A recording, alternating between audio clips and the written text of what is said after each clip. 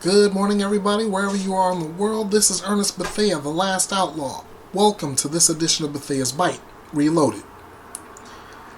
In our next story, two have been arrested in an alleged racially motivated plot to attack a Maryland power grid. Two people, including a suspected Nazi leader, were arrested for allegedly planning to attack the Maryland power grid in what authorities described as a racially motivated plot.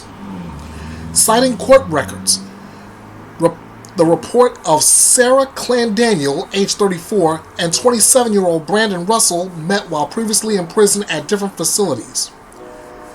The pair intended to launch attacks on 5 power substations in the Baltimore area in what Special Agent in Charge Thomas J. Sobocinski of the FBI Baltimore field office called a racially or ethnically motivated scheme.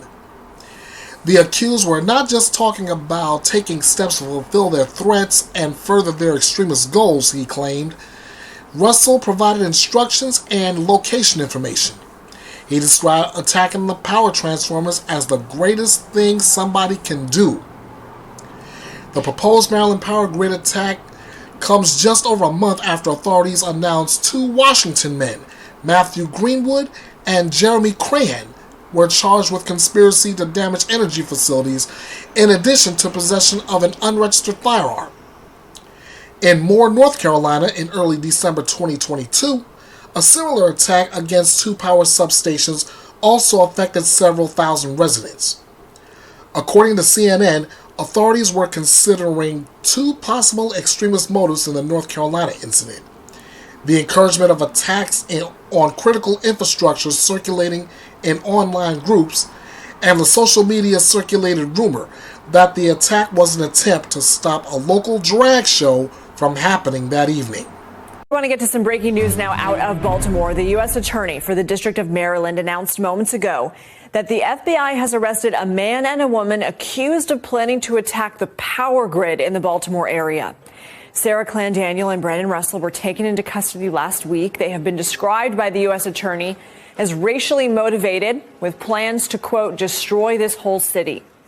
NBC News senior legal correspondent Laura Jarrett joins me now. Laura, what can you tell us about this case? Yeah, Lindsay, it was a disturbing plot that federal authorities appear to have thwarted successfully. As you mentioned, this couple allegedly conspired to shoot up power stations in the Baltimore area. 5 different power stations, at least according to federal authorities, was their goal. Brandon Russell, someone who is well known within the law enforcement community, an avowed neo-Nazi who had recently only gotten out of prison.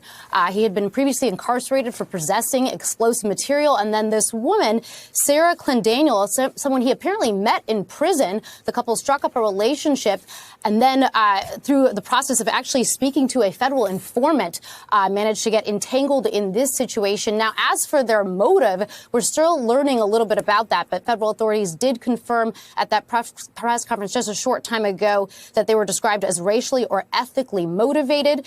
It appears that they wanted to wreak havoc. Russell allegedly saying that attacking the power grid is the greatest thing that somebody could do, in his words. The pair will be in court later today on those charges. As you mentioned, they have been arrested. As for the larger context here, we know, of course, that power stations, substations, and attacks on them have been a problem, as authorities have been sort of raising the red alarm about that for the past couple months. We've seen these in other states, people shooting power stations, disrupting the grid for tens of thousands of customers. It doesn't appear that anything like that happened here. Authorities were questioned about whether this was part of some larger plot, and it doesn't appear, at least for now, based on what we know, that it was. But certainly, if they had managed to go through with this, it would have been quite disruptive, Lindsay. Laura Jarrett, thank you. Hey guys, this is The Last Outlaw.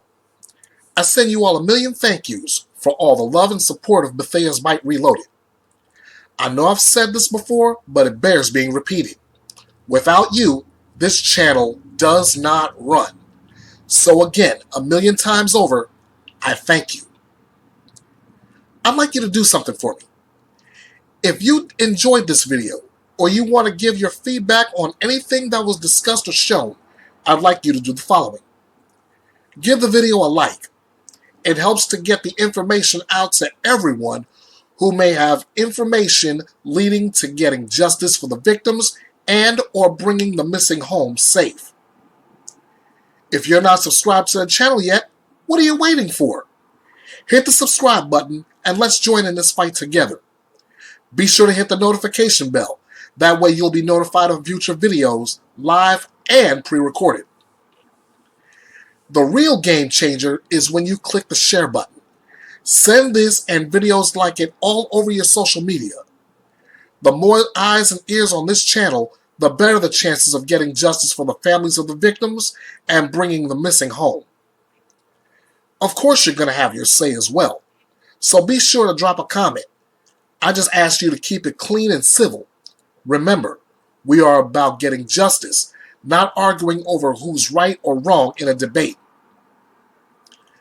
Don't forget to follow Bethea's Byte Reloaded all over social media. On Facebook, at Bethea's Byte Reloaded TC. On Twitter, at EKB316.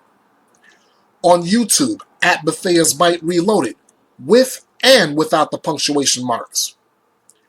On Instagram, at EB The Last Outlaw. On TikTok, at King of Hearts 316 2021. Email me at kingofhearts316_09 at outlook.com. Hit me up on the message forum at www.betheasbyte.com. This is your home for news, opinions, debates, your voice, and justice served. This is Bethea's Byte, and it's reloaded.